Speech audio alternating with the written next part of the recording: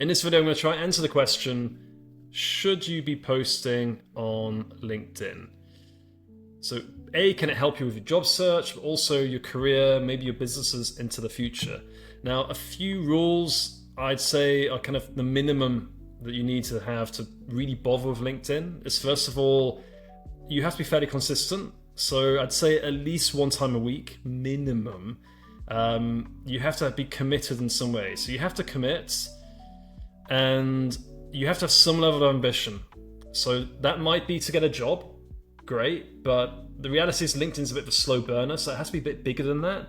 So I think your ambition has to be like you want to progress quite fast in your career, or you want to build a business one day for it. But either way, you got to have some sort of long-term goals or reasons to do it, because it's pretty hard, honestly speaking, and it requires some long-term dedication. So if your goals or ambition are not aligned, it's just not going to work for you. So I think you have to have that as a prerequisite. And the other thing is that you have to create value in your content. You probably could easily build an Instagram channel with memes, or a LinkedIn profile where you just troll people, right? And you might actually get a lot of followers and stuff doing this, but if that's not aligned to your business, if that's not creating value, if that's not going to get positive impressions or getting the right sort of connections, then it doesn't help. So it is important that you are going to try and create some sort of value for people, be it educational content. Let's see if I write out education.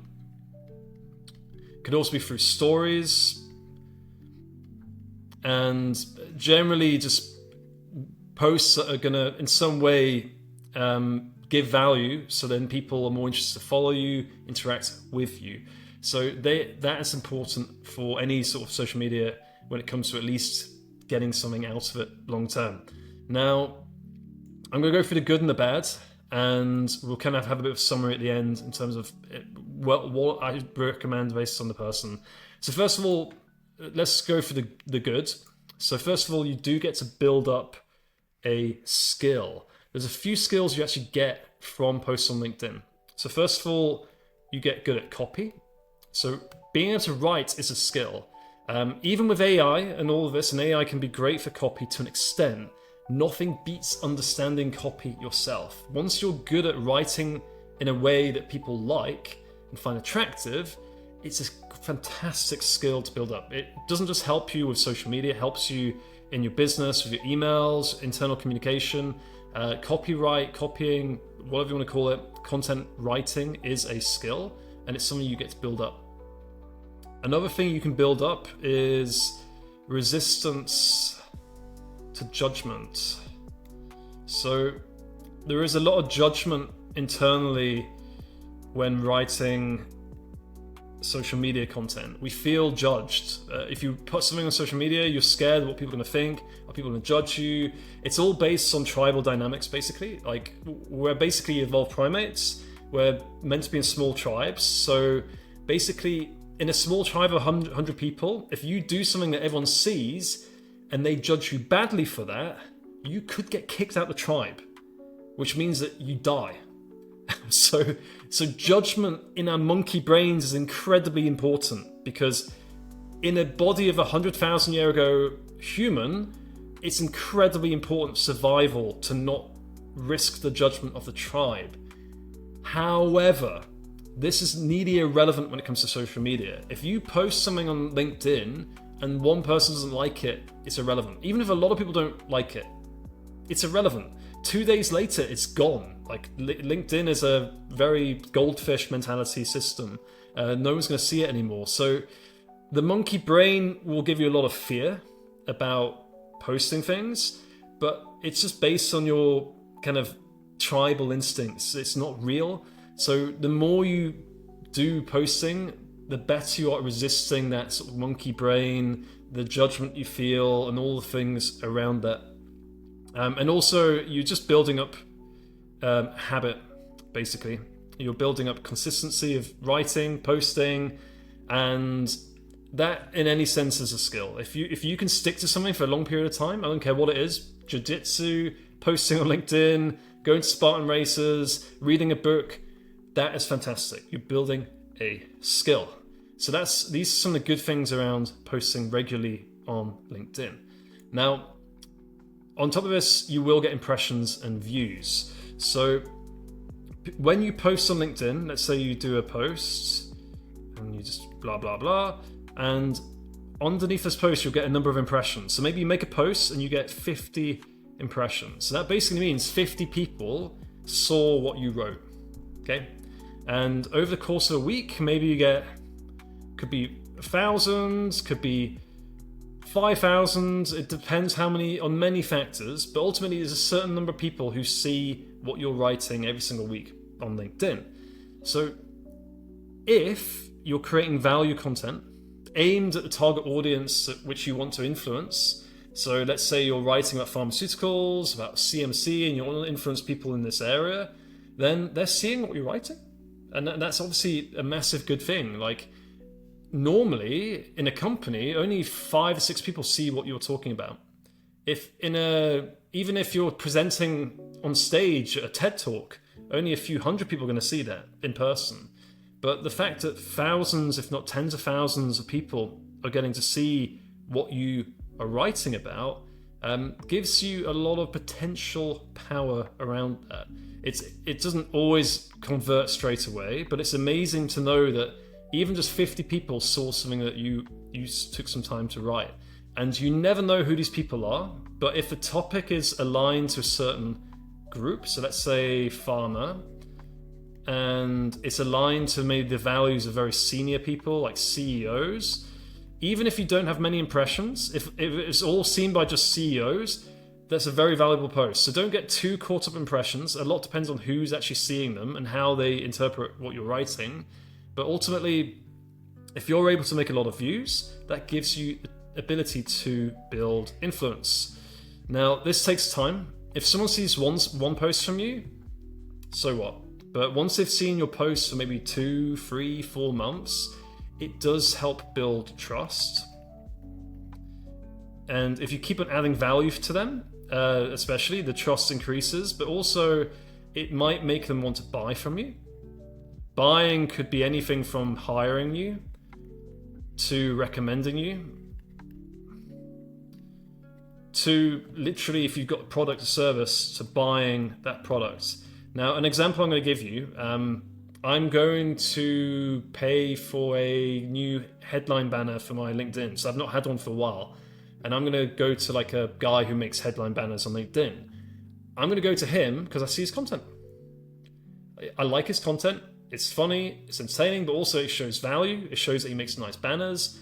And he's the first person I'm going to go to just because of that. Like, he's built trust with me because I've seen his posts many times. They've added value for me. Therefore, I'm going to buy from him. Even if he's more expensive than other people, I just trust him, right? And I just like him for his content. One time he posted a post where he's lifting some weights. Might seem ridiculous, but for me, I'm like, I respect him more because I respect people who lift weights. Like, it's target audience, obviously specific to me, but you'd be amazed how little things can impact people's buying decisions. And the same goes for people who pay me for coaching and career coaching and stuff like this. Like, it's normally because they've seen many of my posts and they've built trust. And a lot of this goes to tribal perception. So basically, again, in a tribe of 100 people, if someone is seen a lot, they give value, they get what I call like unfair advantage. So I'm going to give another example here. So during COVID, I set up a WhatsApp group in Prague for socializing because I was quite lonely and I didn't have anyone to hang out with. I've just broke up with my missus at the time. So I made a WhatsApp group, I invited people on Facebook, and I started organizing events in this group. And what I found was that at every event, people all want to talk to me. Whenever there's a decision to be made, it always looked to me because I was the organizer. I was the person whose name everyone knew because I organized the events. And because of this, it's as if I was like a senior person. I was like the special guy in this community when all I did, I just made a WhatsApp group. But because I got most of the attention, I was seen as an authority figure, I got given undue respect from people. People treated me differently to the other people in the group. And that's all just because of tribal perception. So it's a very powerful thing, and this is basically how social media works on a macro scale. So if you can build trust, influence over a long period of time, then ultimately it can lead to getting new jobs, being seen in a good light by CEOs or VPs or whatever it might be. But it's a very slow game. Other benefits, yeah, so if you build up a good following on LinkedIn, it might help you with hiring. So in the future, when you're building up a team, you can just post on LinkedIn saying, hey, I'm hiring for this. And because you've built up a network for a period of time, you're more likely to get good recruits. So it can help you and your team. And also, obviously, it can be very valuable if you want to become an entrepreneur sometime. So obviously, you've built up a following. These are people who potentially will buy from you, or at the very least have some trust with you, which you can build on. Other benefits is you can bring all these skills from LinkedIn into YouTube and other platforms, because ultimately the dynamics are the same. It's just video instead of writing and stuff like this. So this is some of the good things about posting on LinkedIn on a regular basis. It can help you get jobs, promotions, all sorts of things, and there's other skills you build up. Now let's look at the bad side of LinkedIn. So first of all, it does take time. So all that time, like if you're going to spend, let's say, an hour a week writing LinkedIn posts or thinking about LinkedIn posts, that has an opportunity cost. That hour per week is going to be, 4 hours a month? This time you could have been with kids, you could have been working on another business, you could have been studying, could have been making YouTube instead. There's loads of things around this, right? So there is a big opportunity cost in terms of your time, and that might just been better spent living your life or doing something totally different. So there are no cheats in social media, in my opinion. Like that, you might see a lot of posts saying, "Oh, you use this AI thing and it'll make you a month's worth of content in seconds." Yes, but is that content good? Is it value content? Is it actually is it gonna work? Probably not. So there's just no shortcut. Like you have to build up the skill. Building this consistency, getting good at copy isn't easy. So there's always going to take some time, no matter what. There's ways to limit that time, but just keep in mind that there is an opportunity cost. Second of all, it is scary. So I've touched on this already due to tribal dynamics. So there is a big fear that you're going to be judged. Also, if you're in a company, you fear people will judge you again, really, but they'll be like, what are you doing? Like, why are you posting this stuff? There's a fear of controversy. What if you post something that the CEO of your business doesn't like? There are 1,000 scenarios that are going to go through your head. Like, your brain will give you 1,000 reasons not to post on LinkedIn or onto social media, mainly because it wants to avoid pain. And it's all down to the tribal monkey brain, basically. Now, obviously, if you post something really stupid on LinkedIn, like you say everyone should be shot if they're this religion or something, like just something absolutely nuts, yeah, of course, like you deserve everything coming your way. But ultimately, if you're just trying to create value for people, there shouldn't be anything too controversial about that.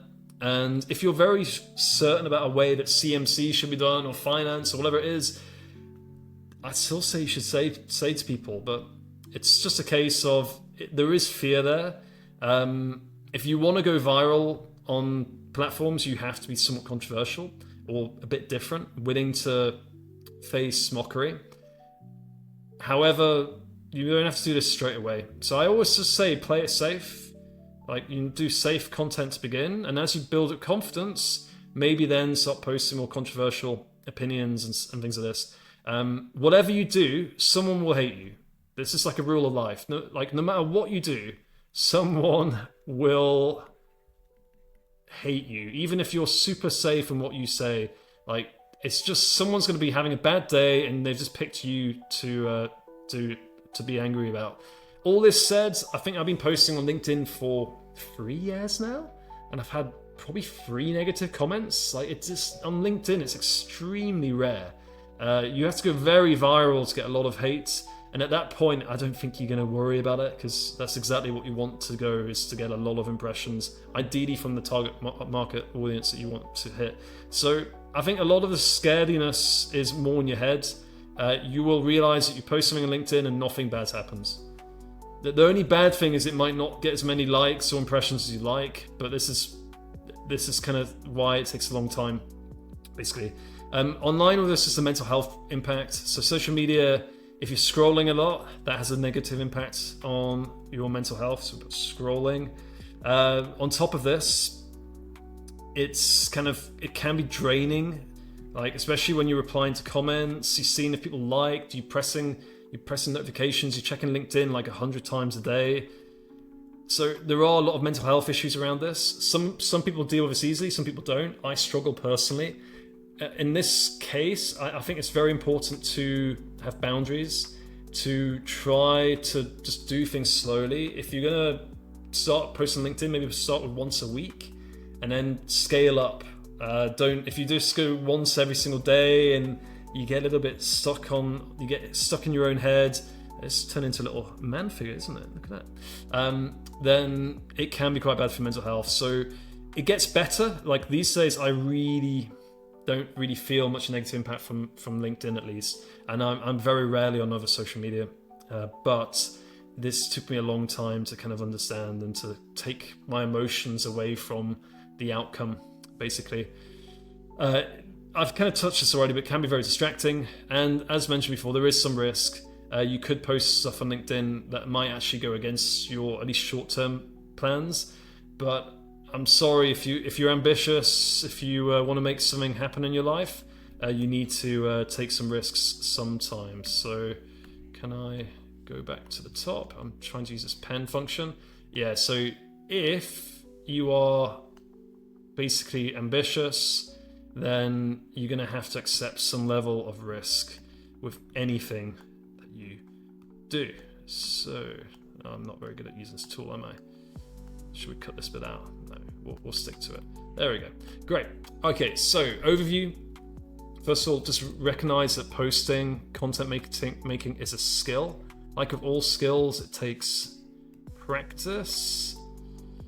So it's just like learning the piano, whatever, it just takes a long time. So you probably, ROI is very slow. So you're probably looking at 2 to 3 years in some cases until you get anything out of it. There are some people who make one post on LinkedIn and it immediately goes viral and they get thousands of followers and they're just naturally great at making content. You get some people on YouTube who make one video, they go viral, but probably 99.9% of people don't really see any success on social media or much ROI until at least 2 or 3 years of consistent posting. So it is a long-term payoff in most cases, I'm afraid. But you can always get lucky. You're always playing the lottery with every post, basically. There's always a chance that you just get that 0.01% payoff. And then this is it. Very high potential payoffs. The thing with social media is it scales. So if you're able to make content that gets lots of impressions with the right people, very important thing, and you get good at it, then yeah, for 5 minutes of your time, you get potentially like 100 hours of time from target audience, which is just insane, right? If you think about, you put 5 minutes and in return you get 100 hours worth of attention, like that can turn into serious money, influence, or you could just be doing a good thing for the world. There's loads of ways this can be used for good. So it's one of the most powerful tools of the modern era. So should you post on LinkedIn? My advice is always yes. I really think there's not much to lose. I think posting once a week at least, build up these skills. Try and not get don't get your head involved too much, and accept for the first 6 months, nearly no one's going to like your stuff, or you're not going to get many impressions, but you will get at least some posts that will do well, and from that you'll learn how to make better content. And there's also loads and loads of tutorials on how to make good content and good people to follow, which means you can learn a lot faster. I'm not the person to follow for that. I'm just explaining this from a career perspective. Awesome. So I hope this adds some value. Like, comment, follow. Yeah. Cheers. Ciao.